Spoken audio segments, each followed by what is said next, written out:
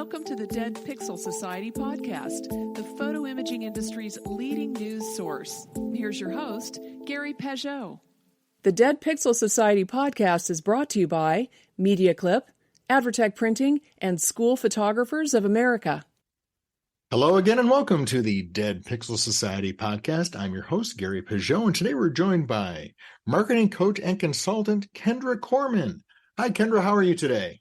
I'm great. How are you doing? Good. Well, welcome to the Dead Pixel Society podcast, where today we're going to be talking about marketing, specifically email marketing. Can you tell us a little bit first about your background in getting into this field? Oh, yeah. So thanks again for having me. I'm really excited. I love the name of the show because I'm a big fan of the Dead Poets Society back in the day. So I can date myself. So so I started in advertising and public relations back as a student at Penn State.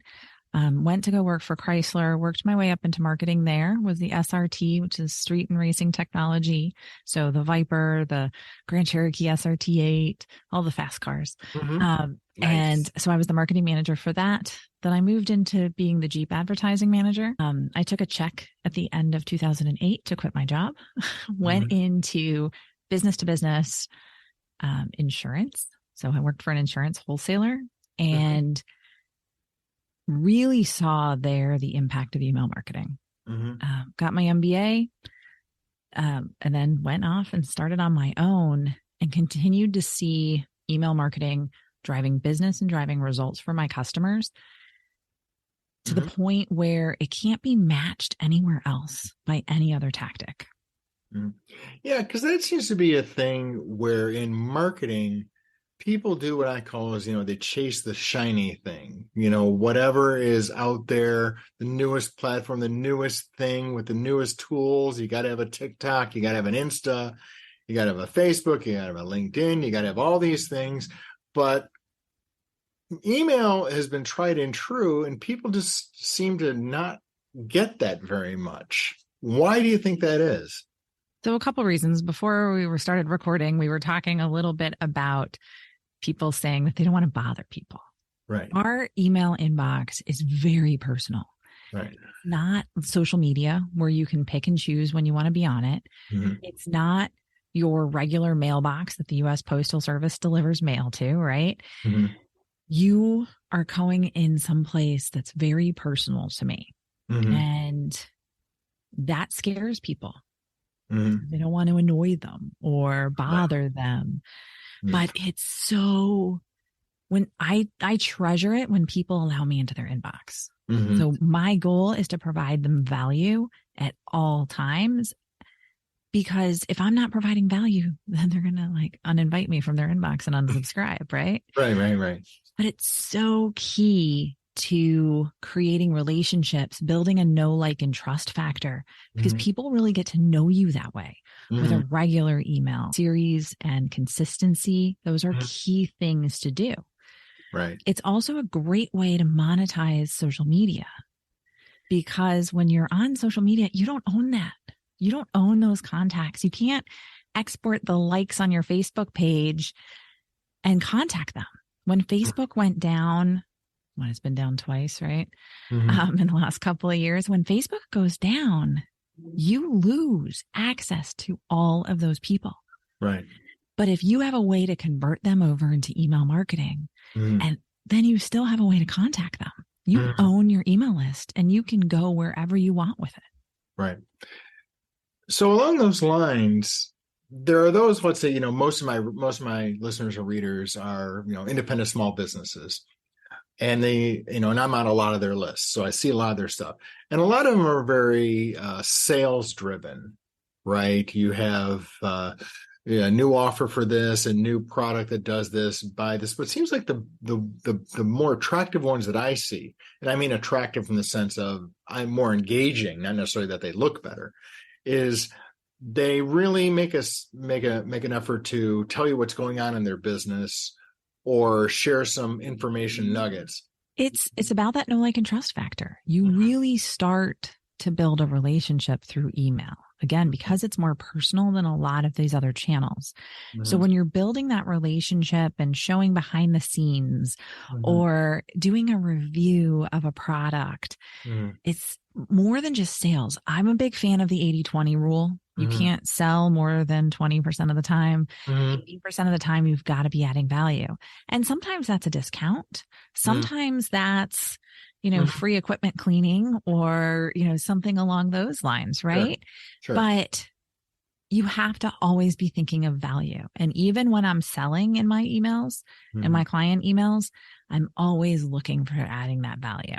One of the things people say about emails is I'm bothering people, which often gets into how often they send them.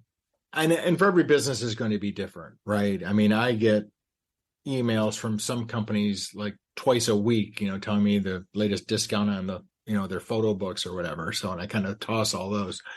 But for someone who's interested in this approach, what would you recommend? Like how often First, it depends on who it is. So first decide what you can do. Okay. And what you're willing to do, because whatever it is going to be, you need to be consistent. And I'm telling you that firsthand from someone that had a sometimes once in a while email newsletter. If you're not consistent, then people forget why they signed up. They forget that they've joined your list and then they unsubscribe a lot faster than they do if you're consistent and even sending daily. So how much value can you provide regularly? I used to be a staunch supporter of no more than once a month. That seemed to be the right cadence for most of my clients. Most of my nonprofit clients that I work with, I do about twice a month for them. And for me, I've actually gone up to weekly and I've actually seen an increase in engagement. So an increase in the number of people clicking, an increase, in replies to my emails because they're seeing it consistently. I feel like weekly for online and retail businesses is probably one of the stronger timelines. I'm not a fan of daily, but if you have a lot of value, I get daily emails from Marketing Profs, which is a professional education learning tool for marketing professionals. I delete most of them, but I always read to see what they're highlighting in it every day. So I think it really comes down to your audience, what they're looking for, the value that you can provide them, and then what you're willing to do, because that's key. That consistency is extremely important. I think you've hit a good point, because I think there's a lot of people who are maybe thinking, either they're very discount or sales driven, or I just want to talk about this one thing this time. And they don't realize that it's an ongoing conversation that needs to happen, because really that's how you build a relationship, especially if you maybe your brick and mortar store isn't really the destination anymore. Maybe it's more of an online experience. Yeah, you have to stay in front of people, right? You have to stay in front of, even if people are deleting your email, they're seeing your name, your store name in their inbox. Right. So even if it's not what they're interested in right now, or they're going on vacation, so they're not reading, they're cleaning up their email box in bulk, it doesn't matter. They're still seeing your name. Right. That's part of the power of email marketing. Do you have a recommended platform people should use? I mean, there's all kinds of platforms out there that are big ones, i.e. Constant Contact, MailChimp, etc. They seem to me like, actually being a user of one of those for my own newsletter, it seems to me like they're trying to evolve even away from newsletters and getting into CRM and all this other stuff. But what would you suggest for a small business looking for a platform? What are the things that should be part of that? Stay with us. We'll be right back. You hear a lot about supply chains these days, because if the past couple years have taught us anything, it's that an efficient, well-managed supply chain is absolutely critical to keeping businesses successful and consumers happy. I'm Will Haywood, and I host a podcast called All Business, No Boundaries, where we talk about supply chains, how they work, what happens when they don't, and the innovations that are redefining what's possible in the world of logistics. Join me for insightful interviews with thought leaders and industry experts. We discuss how optimizing supply chains can break down the barriers that are holding businesses back. That's All Business, No Boundaries by DHL Supply Chain. Listen and subscribe wherever you get your podcasts. So the number one thing you need to look at is deliverability. I personally am not a fan of MailChimp, just simply because their deliverability has been lower and their customer service has not been as effective for people that I've had on that. However, MailChimp does have really good integration with a lot of systems, a lot of other CRMs and things like that, because they have their open API. I don't remember what API stands for, but it's fancy stuff where everything talks to each other. Application programming interface. There you go. See? But because they have those tools, they're able to integrate with a lot more systems than some of the others. If you're building a lot of content, I love ConvertKit because the emails look really nice. It's designed a lot for content creators, online course creators, things like that. But it's a fantastic tool that way. Constant Contact's another one that I do a lot with because, well, most of my clients were on it when I started with them. So I was like, oh, well, I better figure out the system. And I've loved it. I love Constant Contact because you can get a local rep. Like I'm an affiliate of theirs. So I actually service and train the people that are on Constant Contact under my account. So you get a lot of personal connection there. They've done a ton of investment into their software, but I know other people that are on a million different platforms. I think I started on Exact Target, which is a huge industrial version of it. So it's all about finding the right fit for you, but start with deliverability.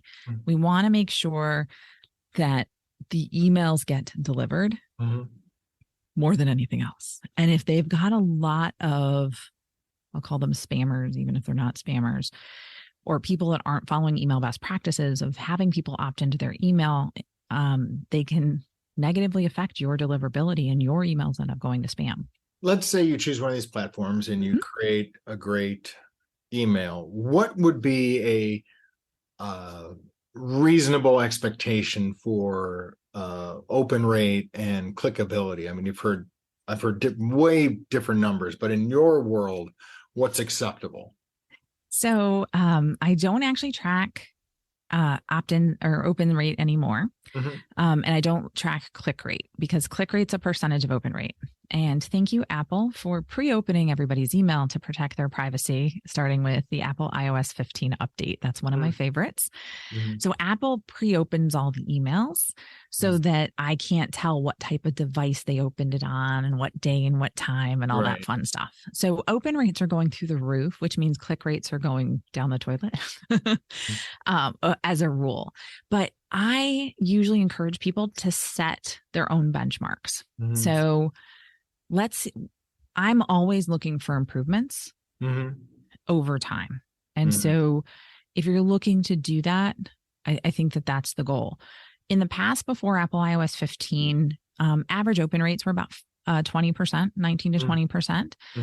So nowadays we're looking to get up towards 50. The Apple iOS 15 update didn't just affect people with .Mac, iMac, and .me email addresses and all those Apple email addresses. It actually affects anybody that opens email inside the Apple Mail app. Well, I used to have my work email in my Apple Mail app, not in an Outlook app, right? So it was pre-opening my emails then too. So from a benchmarking standpoint, I do recommend tracking your own metrics, tracking your total clicks, tracking who answered the question that you're asking, looking at those conversion rates. Sometimes for some clients, I've actually built special landing pages that come just from the email newsletter so we can track the purchases of an item just from the newsletter. Yeah, very typical. Yeah. So I love the fact that email is so trackable. But again, it's about engagement. It's about getting that engagement. It's less about the open, a lot more about the clicking and then ultimately the purchasing. We've now convinced everyone in our audience to get more involved in email marketing. What are some of the ways you can use to grow your list? Okay. So I love growing lists. First, you want to talk about your email list everywhere. So your email signature should sign up for this. You should have a sign up on your website. If you're a retail outlet, online, any or brick and mortar store, it doesn't matter. Have a pop-up on your website. Pop-ups are annoying as all get out, but ridiculously effective when it comes to growing your list. Right. And do not ask people to sign up for your email list. Nobody wants more email. I don't want more email. You don't want more email. I don't know anybody that's like, oh, I can't wait. I need some more email. Maybe my 16-year-old niece, but that's about it. She's clearly not on enough lists. But we sign up for so much stuff. We get inundated with email. We can spend all day just dealing with email. We don't want more email. But people want the value you can provide. Right. So think about what value you can give them for signing up. Now, if you're selling products, maybe it's a discount. If you do regular reviews or email subscriber value only items, you can let them know that value that you're going to be giving them rather than having them sign up for your email list, because nobody's doing that. So you really have to phrase it in such a way where it's more of a keep in touch thing than sign up for an email kind of. Yes. Or offer a benefit of some sort. Yes. Offering a benefit is a huge thing to do. So you should have links to, if you have any guides, do you have any comparison guides, equipment comparison guides that you've created, any special how-to videos that you can highlight that they can get exclusive access to?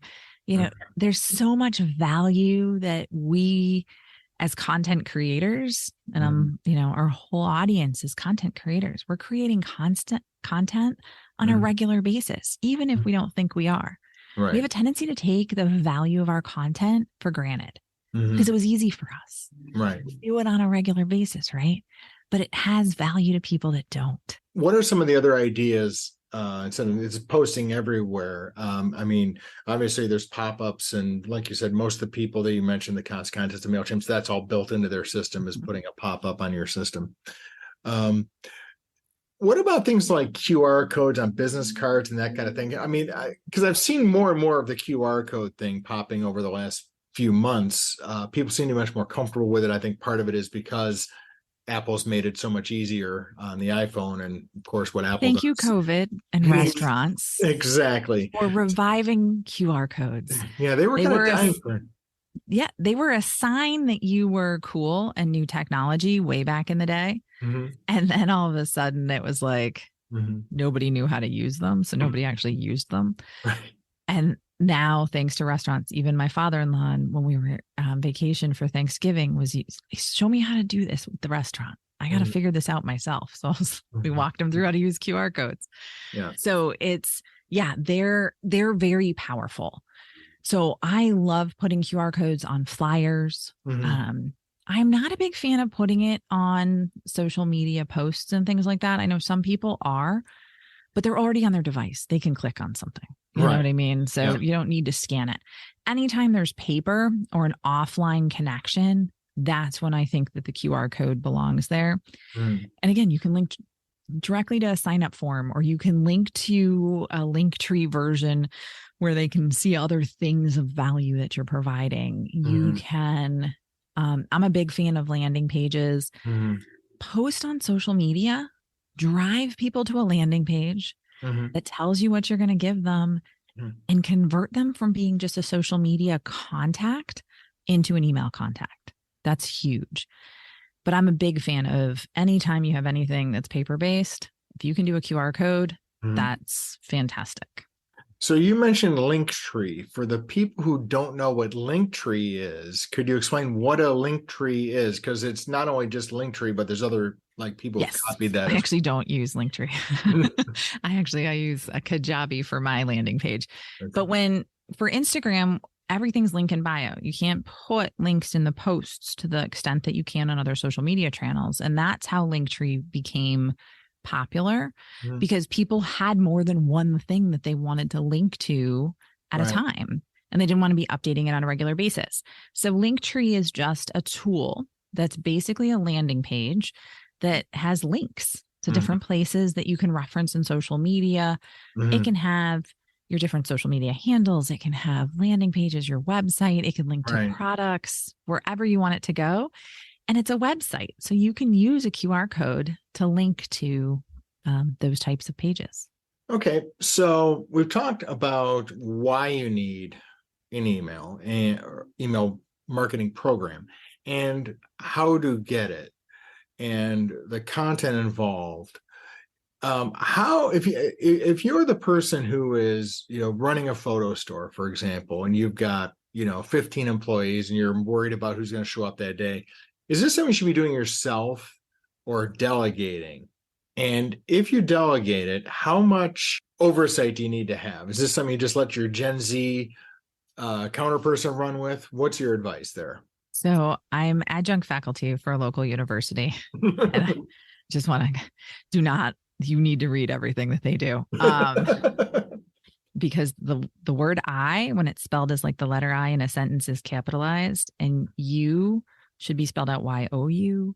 Those were 2 errors that I recently got in papers. It happens all the time, unfortunately. I really wish it didn't. But yes, you need to make sure that it's someone that knows and understands your business, or is willing to know and understand your business, and willing to understand who your target is. Everything that you write should always be written to one person. Who is that ideal person that you want to talk to? Right. So if you're dealing with a professional photographer or a hobbyist photographer, the tone is different. It can be different, right? And so you really need to think about who your target audience is and then write to them. Would you recommend segmenting your emails to that extent? I mean, because that is something you're going to do. Maybe you should explain what segmentation is before you get down that road. But. Yes. So segmentation is an amazing tool that allows you to appeal to different groups and send different emails to different groups of people. So I work with an insurance agency. They have a personal insurance email newsletter. They've got a commercial insurance email newsletter. Sometimes the content's the same. Sometimes it's not. It gives you that flexibility to be able to do that. I know I am a Nikon girl, and I know that there's a lot of, Canon and Sony people out there. So even separating by what brand people are interested in are things that you can do to really narrow down and really talk to that person. Because an email newsletter, again, it's personal. So you need to be talking to them. I would say, and going back to whether or not you do it yourself or you outsource it, that comes down to you and what you're willing to do. If writing an email newsletter on a regular basis, you're like, no, like I'm not doing this, then don't do it. Then you need to outsource it. And you can outsource it to someone that wants to learn and grow in your business. That's totally fine. I would read it over. Yeah. Just proof it a little bit. Yeah, exactly. Outside of that, as long as you give them direction and some bullet points, a good writer, a good communicator can take it from there. But I think it all comes down to what you're willing to do and where your time is best spent. So I probably do about 20 newsletters a month for clients. And I mean, it's a lot of work because we're also writing the blogs that go with it and or the other pieces of content to highlight it, looking to see what's trending, what people are searching for, to answer those questions and help people out.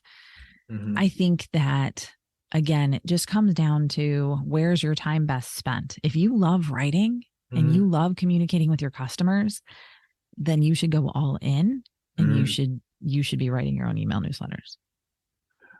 So you raised something earlier about picturing that customer. With so much of the business moving online, however, because the photo business used to be very, very face to face, right? I mean, you always talk to people in the industry and they're like, I remember when we used to process people's film, we'd hand them their envelope and they'd stand at the counter looking at their pictures and we'd talk to them about their vacation and all that. And, things have changed, the world doesn't work that way anymore. How do you learn more about your ideal customer in a more digital world without being like a super creeper? So odds are you know a lot more than you think about your customer, first off. You know what they're interested in. You know what questions they're asking because you're getting those questions on the phone, in your store, via email, via your content, your contact form. You're getting it via reviews on products. You're hearing it from the manufacturers, right, that you're buying from. You're hearing all of these stories. And so there's a lot of information that you have about your customer. And some of them are still your customers that used to come in and get their envelope, right? Of photos and go through them and say, look. But you know a lot about them to start off with. Then you start asking them. Like, you don't do it in the first email. Like, at least I don't. But you do it a couple of days, couple of weeks into emailing with them, or a couple months. You can start to ask questions. Hey, was wondering, which do you prefer? Nikon, Canon, Sony, whatever you like to do. Have them click on a survey button. They just self-segmented for you and told you what they're interested in. Right. But talk to them. For small businesses, that's what I work with the most. Talking to people is the best way to get more information from them. Right.